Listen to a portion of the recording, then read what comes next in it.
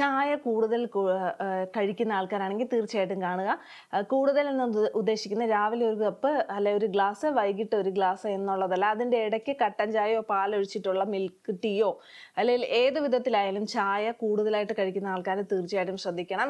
വളരെ കൂടുതലാണ് ചായ കുടിക്കുന്നതെങ്കിൽ നിങ്ങളുടെ അയൺ അബ്സോർപ്ഷൻ, അതായത് സസ്യാഹാരത്തിൽ അല്ലെ സസ്യഭക്ഷണത്തിൽ അടങ്ങിയിരിക്കുന്ന ഇരുമ്പിൻ്റെ ആ ടൈപ്പ് ഇരുമ്പിൻ്റെ ആഗിരണം നമ്മുടെ ശരീരത്തിലോട്ട് കുറയ്ക്കുന്നു എന്നുള്ളതാണ് കൂടുതൽ ചായ കുടിച്ചാൽ അതിനകത്ത് അടങ്ങിയിട്ടുള്ള ഘടകങ്ങൾ. അതുപോലെ തന്നെ നിങ്ങൾക്ക് ഒരു ഷോർട്ട് ടൈമായിട്ട് പെട്ടെന്നൊരു ആൻസൈറ്റിയോ സ്ട്രെസ്സോ ഒക്കെ കൂടാനും സാധ്യതയുണ്ട്. ചായ കൂടി സ്ട്രെസ് ഹോർമോൺസ് കൂടാനുള്ള സാധ്യതയാണ്.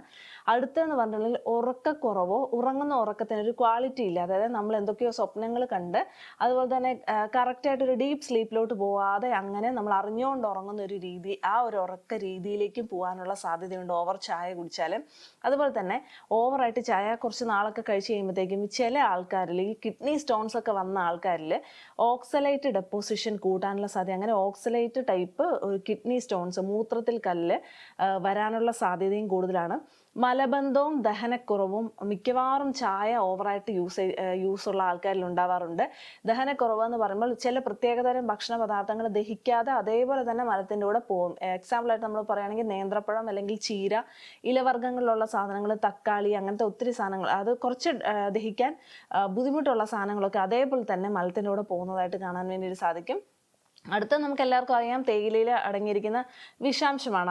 അതിൻ്റെ ഒരു പെസ്റ്റിസൈഡായിട്ടും കീടനാശിനിയൊക്കെ ആയിട്ടൊക്കെ ഉപയോഗിക്കുന്ന പെസ്റ്റിസൈഡ്സ് ക്യാൻസറിന് വരെ കാരണമാകുന്നു എന്നുള്ളത്. അപ്പോൾ കൂടുതൽ കഴിച്ചു കഴിഞ്ഞാൽ കൂടുതൽ സാധ്യതയാണ്.